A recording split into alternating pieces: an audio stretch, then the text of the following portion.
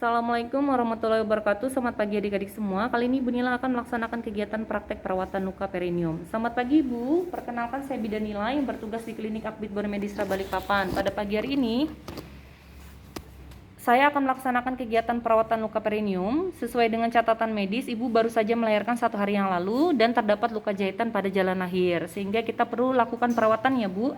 Tujuannya untuk mencegah terjadinya infeksi dan mempercepat proses penyembuhan luka pada jalan lahir atau perineum Ibu. Ibu bersedia? Jika Ibu bersedia, silakan Ibu tanda tangan lembar persetujuan ini ya Bu. Sambil menyiapkan alat dan bahan, terdiri dari bak instrumen. Bak instrumen ini berisikan handstand steril 1 pasang, pinset chirurgis, pinset anatomis, kasa steril secukupnya, kasa dippers atau penekan, kom 2 buah, bengkok, perlak, betadine salep, betadine cair, larutan NaCl,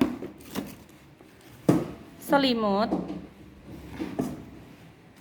Pada saat menyiapkan alat dan bahan, betadine cair masukkan ke dalam kom yang pertama berisikan kasa. Kom yang kedua berisikan larutan NaCl ini jika diperlukan, tapi tetap disiapkan. Setelah itu larutan klorin, maskom berisi larutan klorin. Kita sudah siap semua alatnya, kita menutup sampiran. Setelah menutup sampiran, permisi Bu, posisi kakinya ditekuk ke atas ya Bu, atau dorsal recumbent. Kemudian saya permisi sambil memasang perlak Bu pada bagian jalan lahir Ibu. Nah, permisi ya Bu. Kemudian permisi Bu, saya pasang selimut ya Bu. Ibu boleh saya bantu Bu membuka pakaiannya. Silakan ya Bu dibuka pakaiannya. Oke. Sudah? Kemudian letakkan bengkok ya di depan vulva. Kemudian hidupkan lampu sorot. Paskan pada posisinya. Kemudian cuci tangan. Kita cuci tangan.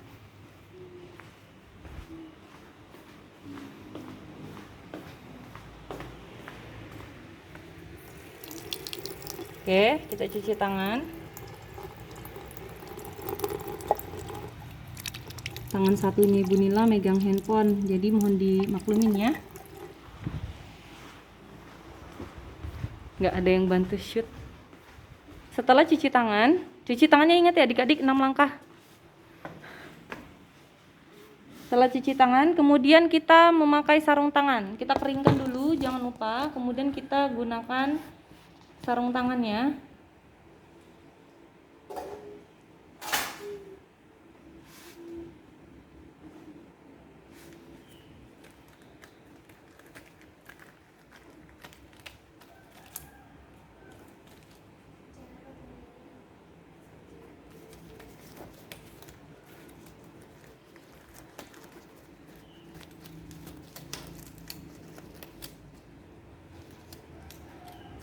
Kemudian kom yang tadi berisi NaCl, kita ambil kapas atau kasa, mohon maaf, kita ambil kasa.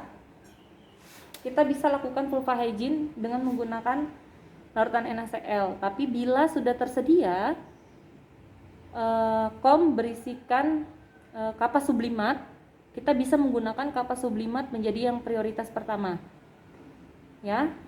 Kita lakukan vulva hygiene. Vulva hygiene terlebih dahulu.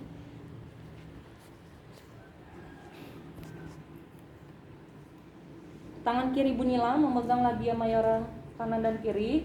Tangan kanan kita lakukan vulva hygiene. Labia mayora kanan dari atas ke bawah. Pada sisi yang berbeda kita gunakan kasa tadi. Labia mayora kiri dari atas ke bawah, dan minora pada sisi yang berbeda lagi kasanya. Minora kiri, kemudian minora kanan, kemudian buang ke bengkok kasanya. Ini ya. Setelah selesai, kemudian kita inspeksi terlebih dahulu atau kita lihat bagian vulvanya. Lokeanya karena dia baru hari pertama, lokea hari pertama biasanya berwarna kemerahan atau disebut lokea rubra. Jumlahnya kurang lebih kita perkirakan saja 50 cc. Untuk memperkirakan itu dari banyak atau tidaknya bisa dilihat dari pembalut yang tadi Ibu gunakan di awal. Kalau dia pembalutnya kecil, kemudian dia hanya berkumpul pada bagian tengah, kemungkinan besar kurang lebih 50 cc. Kalau pembalut kecil dia full dari depan sampai belakang, itu kurang lebih 150 cc. Kalau dia besar, macam kayak pembalut seperti ini, dia full semua panjang, itu sekitar 250 cc. Kemudian tadi Ibu perkirakan lokeanya ini jumlahnya kurang lebih 50 cc. Kemudian baunya bau amis karena masih bau darah segar. Kemudian kita lihat ada massa atau tidak pada bagian vulva vaginanya ini. Kita lihat saja ya, masih inspeksi. Ada lesi atau luka, kemudian ada varises ada atau tidak, dan ada kelainan. Di sini ibunya tidak ada massa atau benjolan. Kemudian tidak ada luka lecet atau lesi, kemudian tidak ada varises pada bagian vulvanya dan tidak ada kelainan. Luka jahitannya karena masih hari pertama masih sedikit basah, tetapi tidak ada tanda-tanda infeksi seperti kemerahan, bengkak, dan berbau. Setelah itu kita palpasi. Kita palpasi pada bagian vagina ibu. Kita lihat, kita lakukan penekanan sedikit ya pada bagian luka jahitan. Kita pastikan apakah ada jahitan yang terlepas. Jahitannya tidak ada yang terlepas, kemudian jahitannya tidak longgar, kemudian kita pegang apakah teraba bengkak. Sakit Bu? Tidak sakit, tidak ada bengkak, kemudian tidak ada kemerahan juga. Kemudian kita lihat kelenjar Bartolininya ya adik-adik. Kelenjar Bartolininya pada bagian sini tidak ada pembengkakan, kemudian kelenjar scan yang menghasilkan cairan juga tidak ada pembengkakan, kemudian tidak ada lubang ya.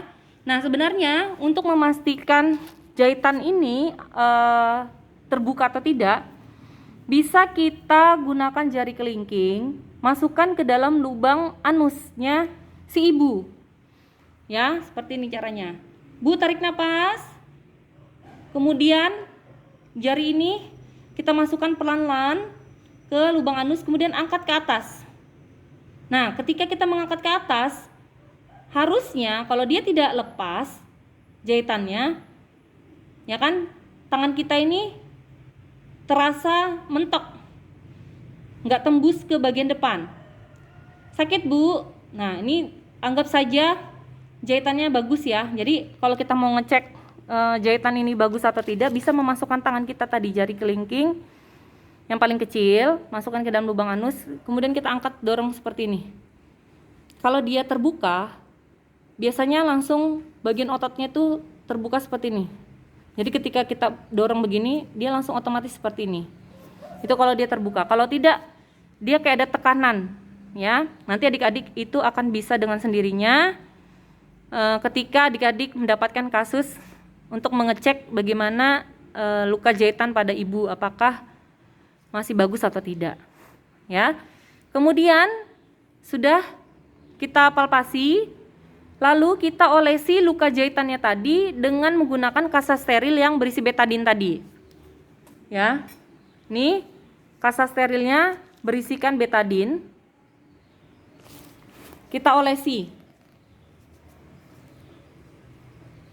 seperti ini ya. Nah kemudian kita lihat tadi lukanya kan Ibu Nila bilang masih agak sedikit basah ya. Kita bisa kasih kasa betadin ini, posisinya seperti ini. Tadi kan kita sudah olesin. Nah, setelah kita olesin, ini ingat ya, nggak ada bulu-bulunya. Yang ini anggap aja betadin. Kemudian Ibu masukkan seperti ini. Nih.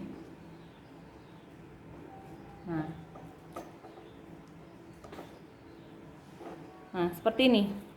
Nah, dia. Jadi dia betadin ini menutupi luka atau bekas jahitan tadi. Nah, menutupi. Jadi yang pertama kita olesin betadin dengan kasa tadi, kemudian setelah itu ketika kita sudah mau selesai, kita selipkan seperti ini di daerah perineum ibu. Ya. Kemudian pasangkan pembalutnya ke ibu. Nah, kita pasangkan pembalutnya ke ibu. Oke, ini pembalutnya. Kita pakaikan lagi ke ibunya. Ya. Permisi, Bu. Nah, posisinya seperti ini. Ya. Ini kita tutup begini kan? Nah. Ya kan? Kemudian kita angkat, kita pakaikan celananya dulu. Permisi ya, Bu. Saya bantu pakaikan celana dalam. Tadi sudah pembalutnya dipakai, kita bantu ceritanya. Ini ibu bantu untuk memakaikan pakaian dalamnya. Oke, posisinya sudah dia menggunakan celana tuh. Ya, tadi. Setelah itu kita kembalikan. Ibu boleh kakinya terlentang atau lurus kakinya ya, Bu. Kemudian kita angkat perlaknya. Permisi, Bu. Ini juga Ibu Nila taruh, selesai. Permisi, Bu, perlaknya saya angkat. Oke, Ibu Nila taruh semua. Kemudian Ibu buang peralatan-peralatan yang sudah tidak terpakai. Selimutnya biar saja, kalau pasiennya mau menggunakan selimut yang tadi terpasang ini tidak apa-apa. Ya, kalau dia mau menggunakan selimut sendiri ya boleh. Ibu mau menggunakan selimutnya, Bu? Oke, silakan. Kemudian Ibu bersihkan alat-alat kayak macam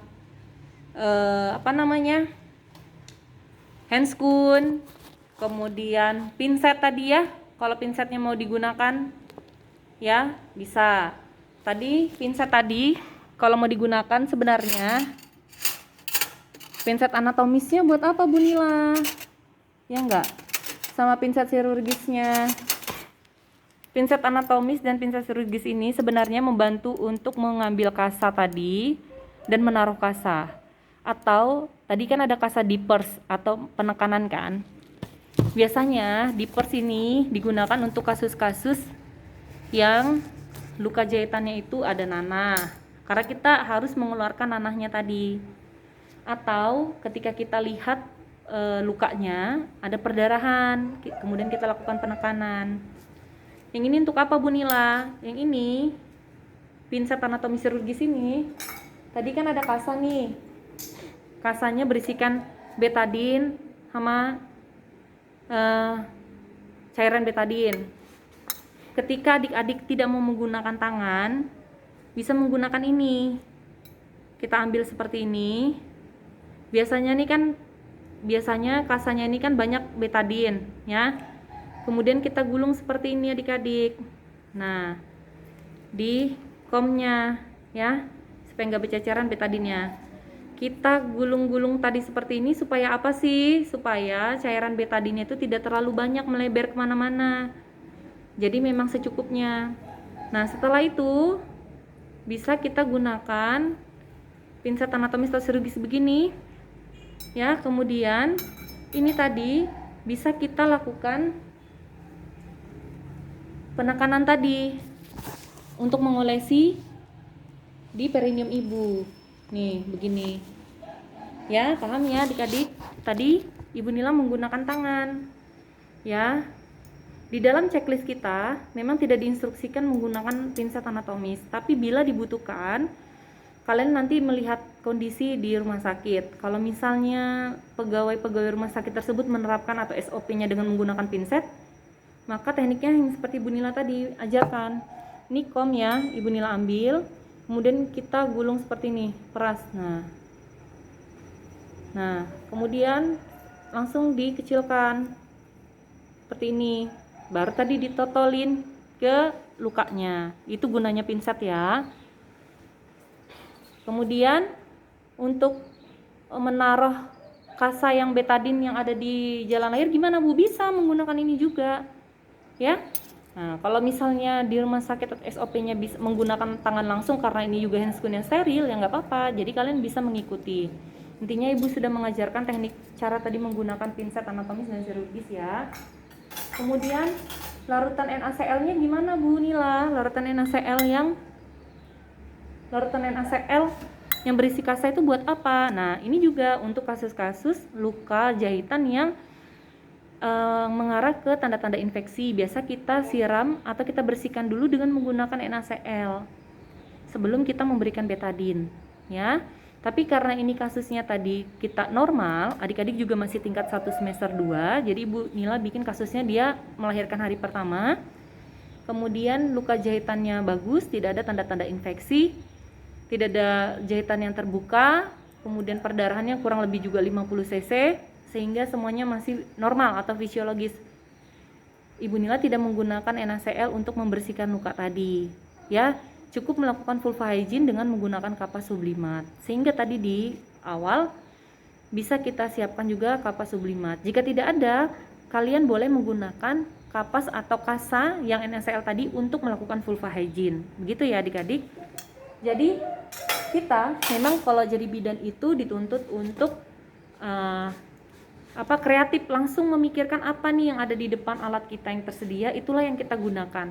Pada prinsipnya kita tidak menyakiti ibu saat memberikan pelayanan, dan kita tidak merugikan pasien pada saat memberikan pelayanan, dan tidak membahayakan pasien. Seperti itu adik-adik. Nah, setelah tadi semua kita udah bereskan, ya kan? Kita rendam handscoon tadi di larutan klorin. Caranya begini. Ini anggap ya larutan klorin ya. Ibu cuci tangan seperti, jadi kita ini kan bekas darah karena tadi Ibu Nila masukkan tangan juga ke dalam vagina, kemudian ini ibu sudah masukkan juga ke dalam anus ya. Kita sebenarnya kalau memasukkan handscoon atau merendam handscoon di larutan klorin bukan dilepas begitu aja, tapi kita seperti mencuci tangan 6 langkah ya. Jadi kita cuci tangan seperti 6 langkah, sela-sela ya. Mohon maaf, aduh handscoonnya robek lagi. Kemudian, nah setelah kita bersih baru kita keluarkan ini handscoon ya. Nah, kita lepas ya kan. Nah, baru kita rendam begitu. Jadi kondisi handscoonnya udah bersih, bukan dilepas begitu aja, banyak darahnya kemudian dilepas begitu aja ya, tapi kita bersihkan dulu sehingga handscoon yang sifatnya disposable ini bisa disterilkan kembali dan bisa digunakan kembali adik-adik. Seperti itu ya.